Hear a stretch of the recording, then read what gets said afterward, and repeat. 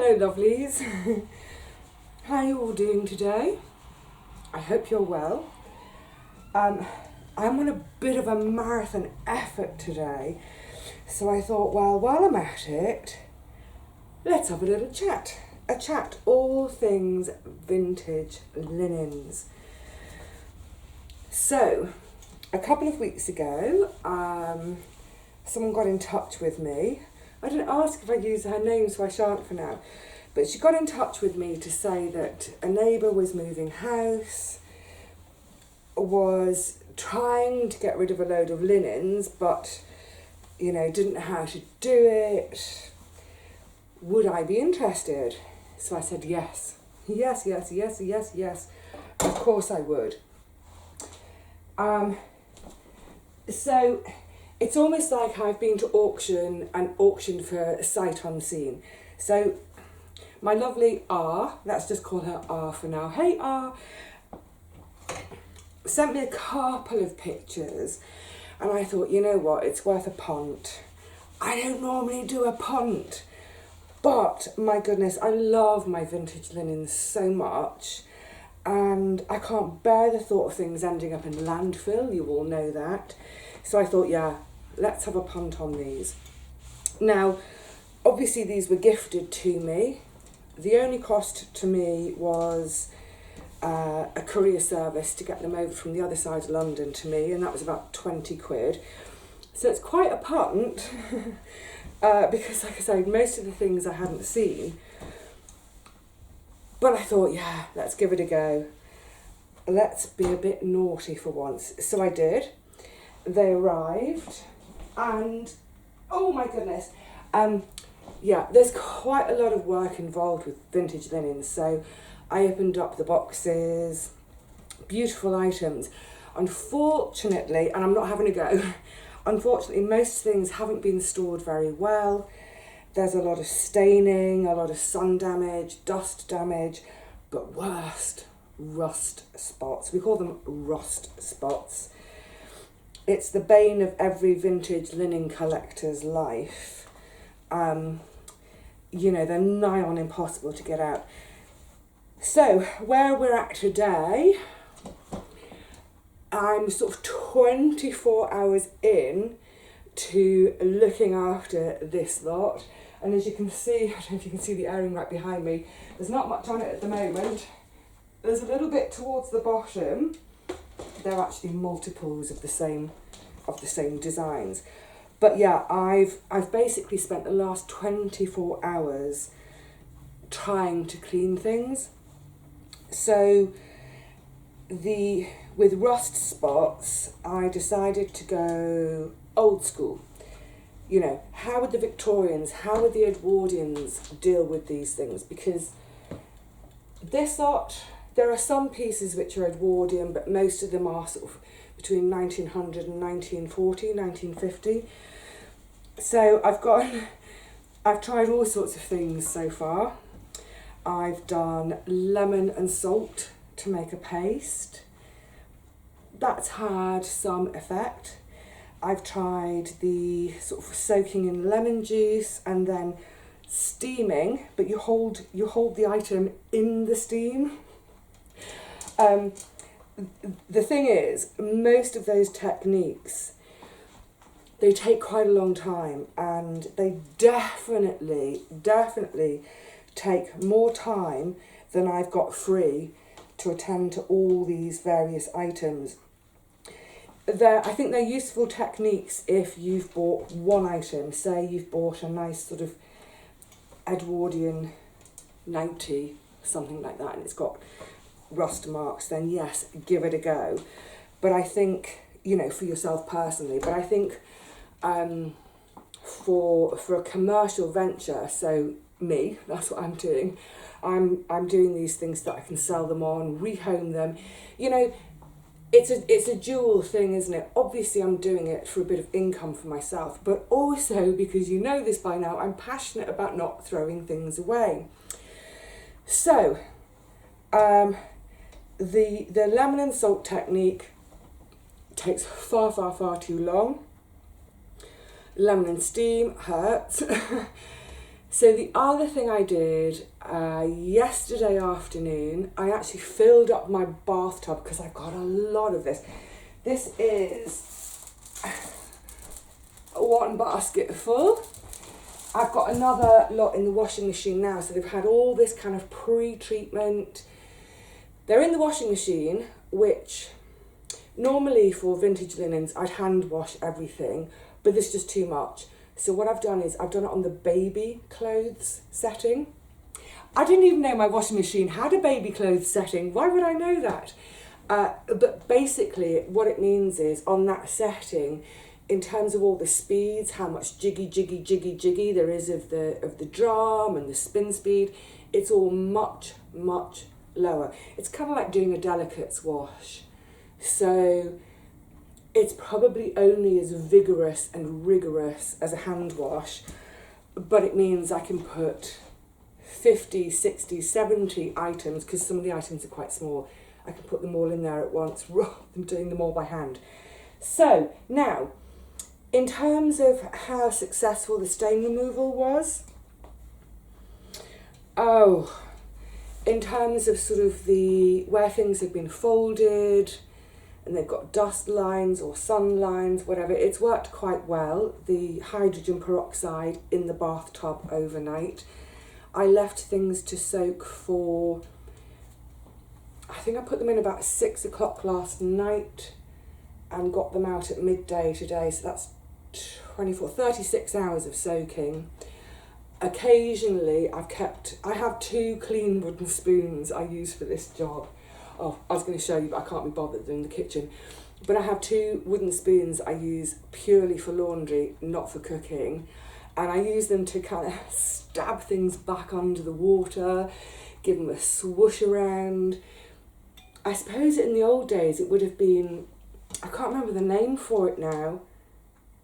Is it a washing pommel? I remember it from when I was a kid. It's wooden, little wooden handles, and then the base of it is copper, I think. So it's like a sort of copper, almost dome shape with a few holes in to let the water squish out. And you basically boom, boom, boom, boom. Is it a pommel? I think it is. So I use my spoons like a pommel. So yes, got the things that soaked overnight, they're looking quite good.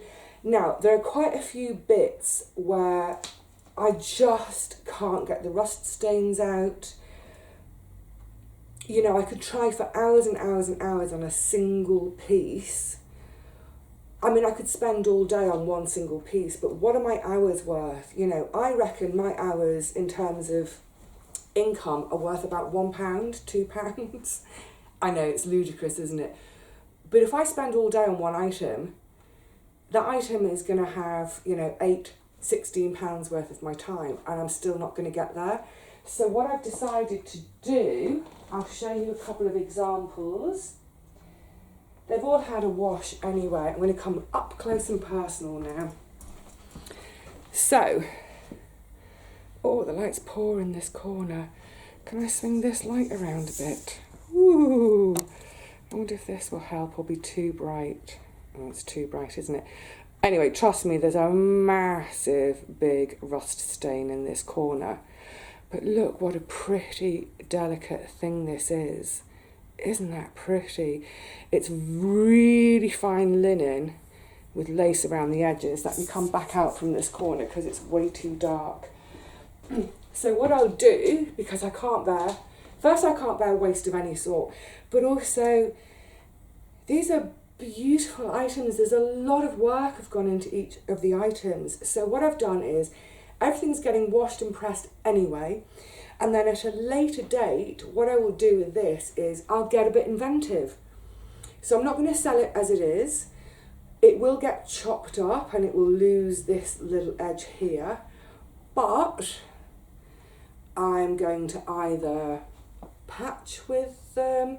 I was thinking of a window treatment. I might do one for myself actually, where I can patch a load of these. I mean, they're so delicate and pretty.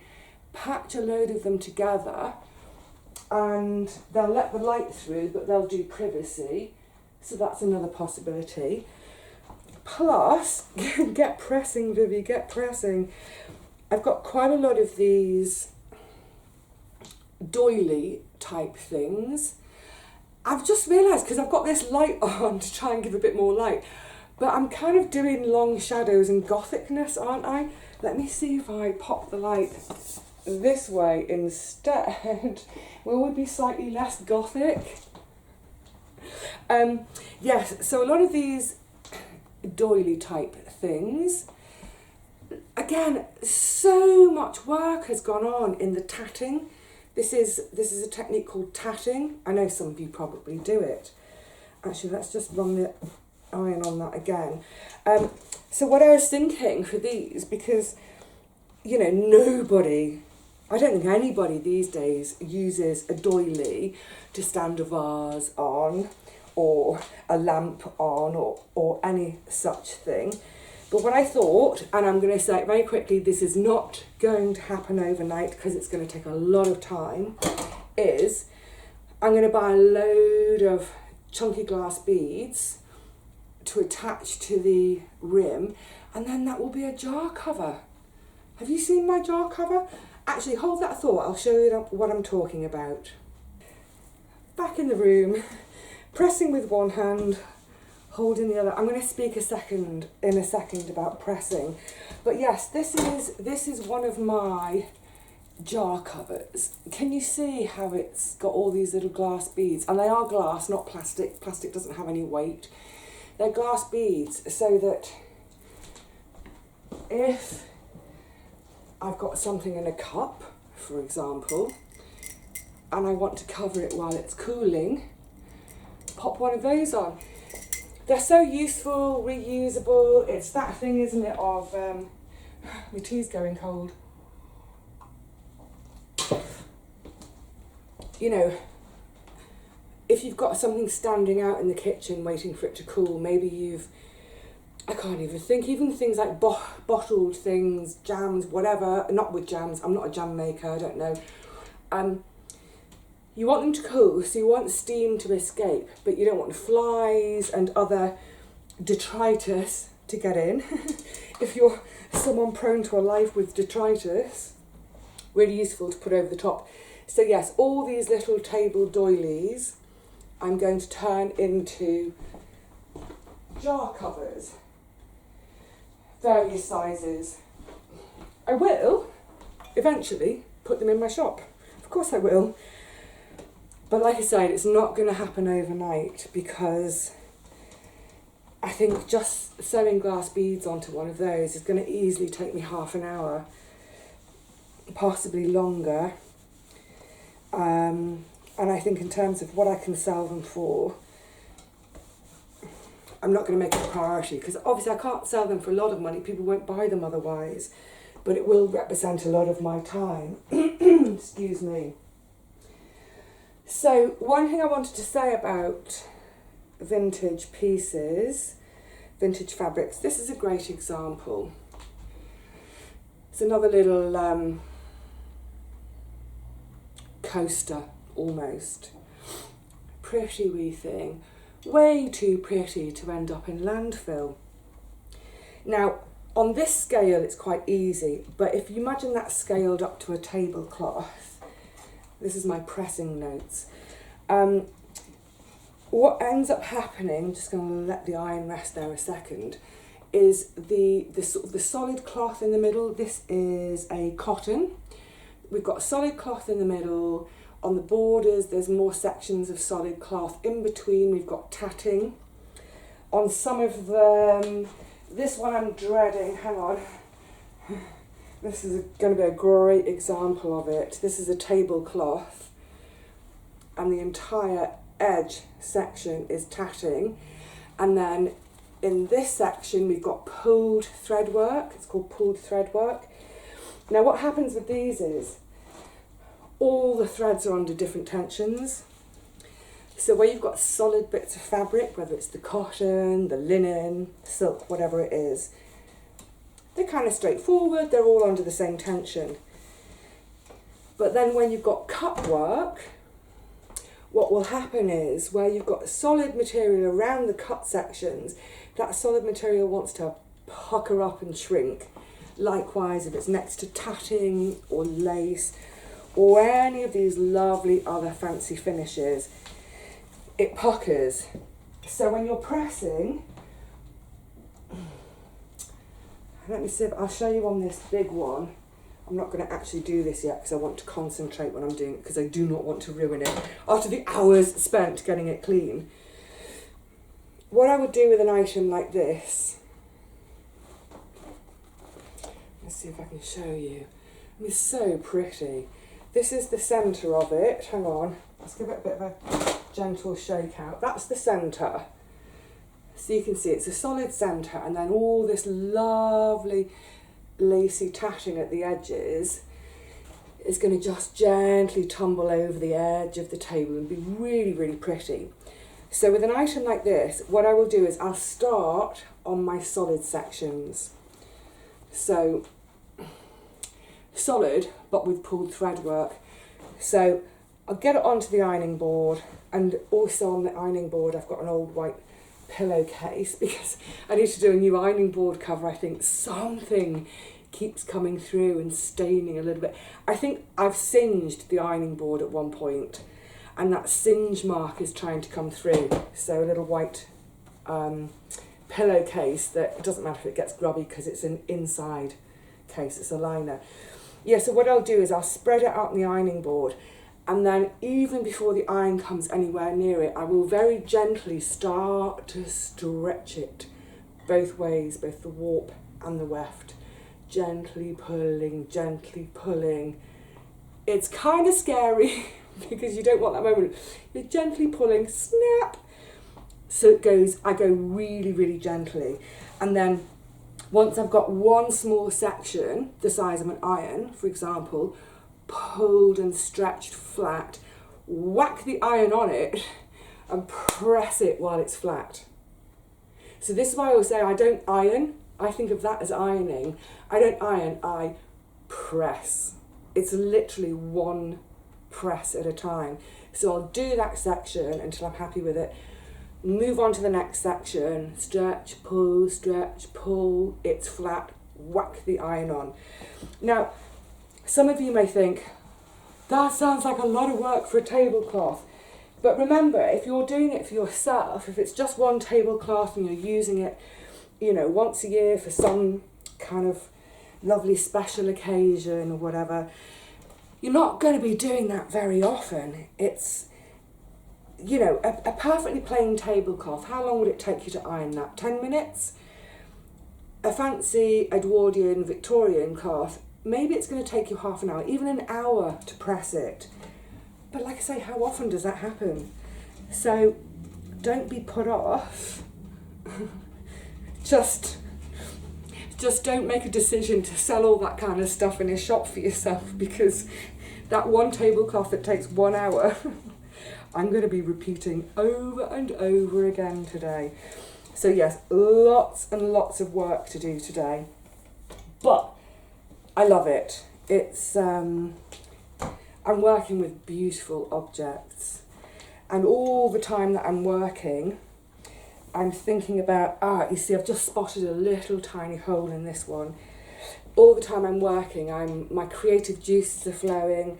I'm looking at pieces which are too damaged to sell as they are, but I'm thinking, how can I use it?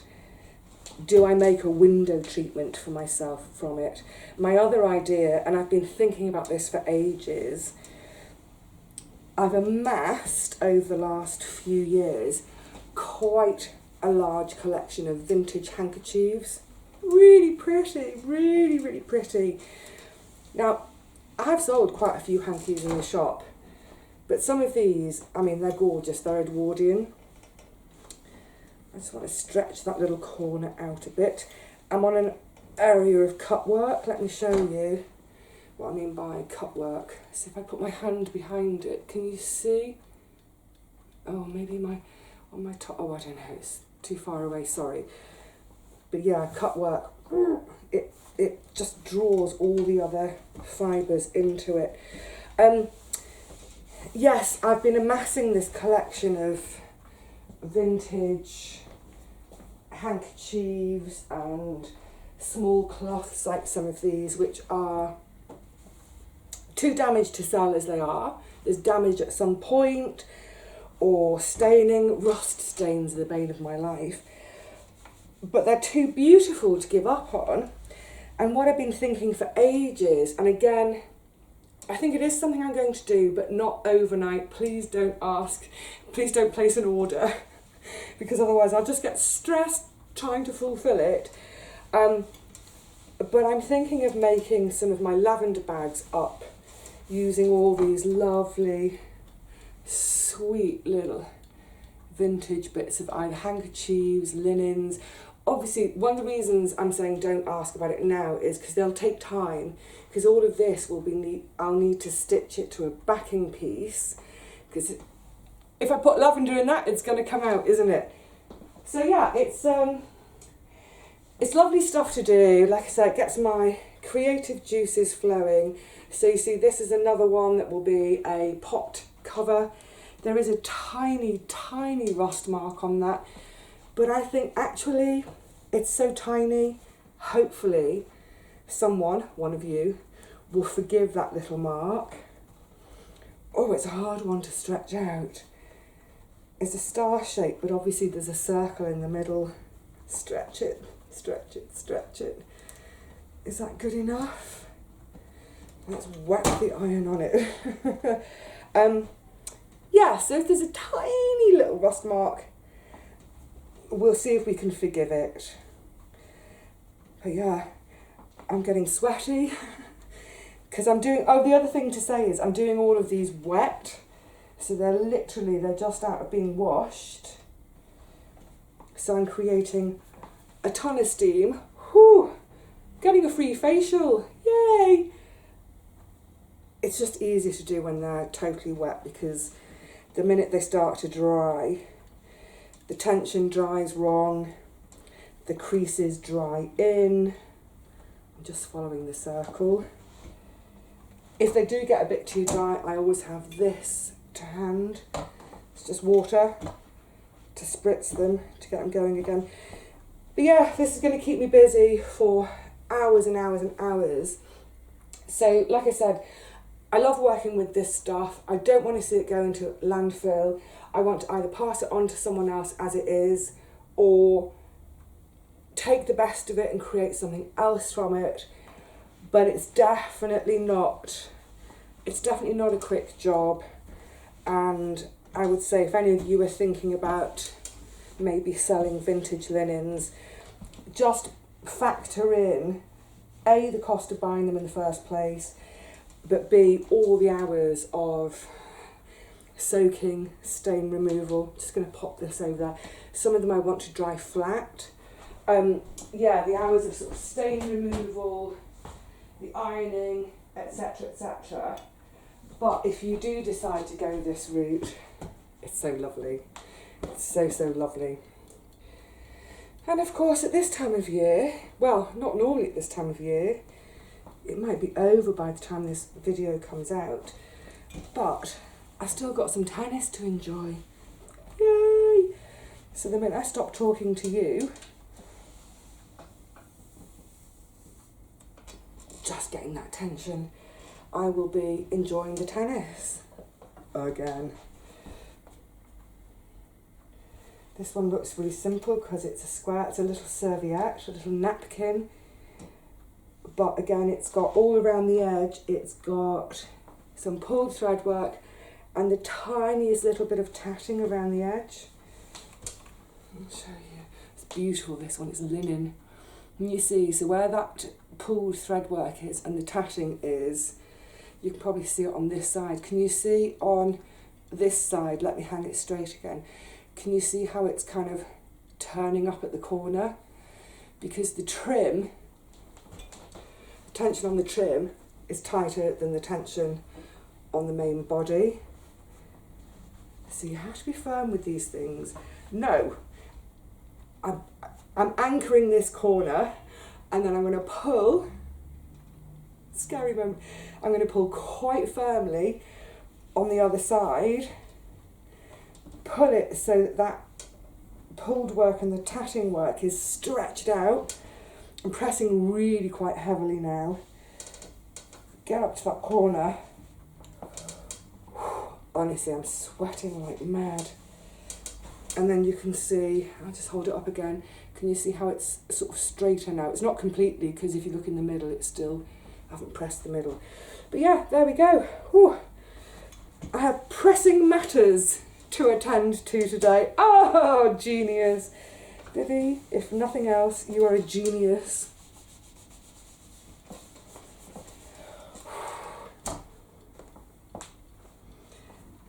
Oh, I just saw, what is that on there?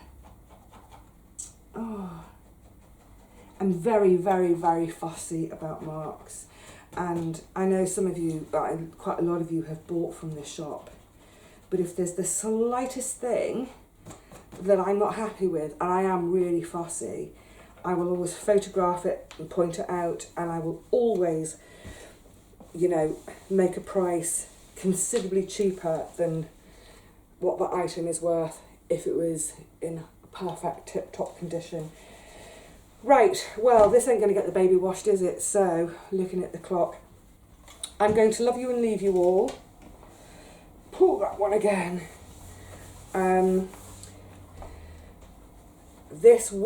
I'll feel this in my shoulders later on. So what I will do, go with your sister there.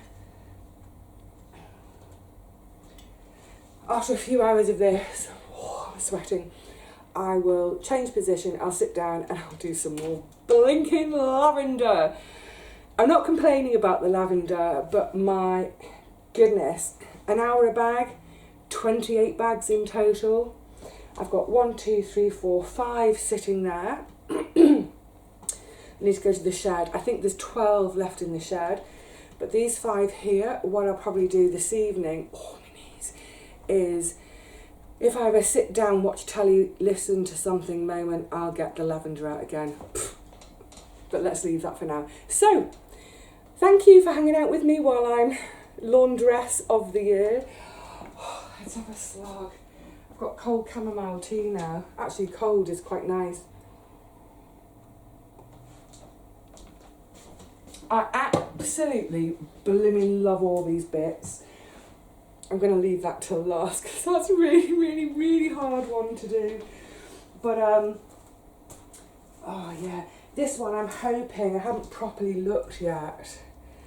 Oh, this is so pretty.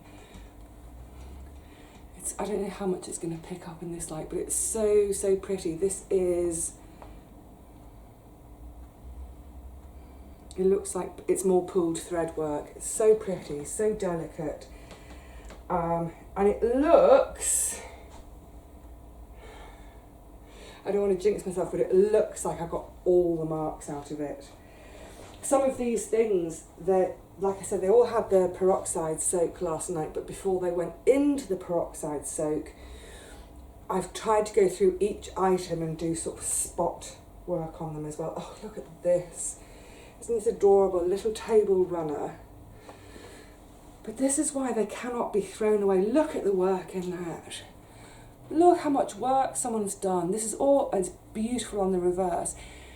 This has all been hand embroidered. That's hours and hours and hours of someone's work. I have to resurrect it. I have to look after this. I have to give it a new home. Yay! Right. I'm going to stop whiffling on now. I'll see you all again. It'll be in the garden, no doubt. There's quite a lot to do in the garden. I'm just at the moment using up my rainy days for these useful things to do. And then I think what I'm hoping is I'm going to get a whole week or weekish, like 4 days or so in the garden. So there are going to be a plethora of garden videos, no doubt. I know that'll please some people more than these non-garden videos, but hopefully a little bit of something for everyone. Right, the laundress says, cheerio everyone. There's going to be a lot of steam going on in this house tonight. Anyway, it doesn't matter. I'll see you all again really soon, but until then, please look after yourselves, look after each other, look after your linens.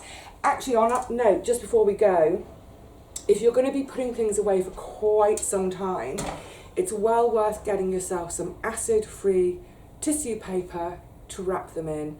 Stop them getting dusty, stop those dust stains happening, stop too much light getting in, tuck them away somewhere out of the light, stop the nasty moths, put some conkers in at this time of year. Conkers are a good moth repellent.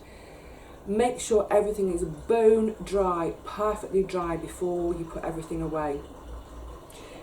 Right, it really is cheerio time now. See you soon, everyone. Bye.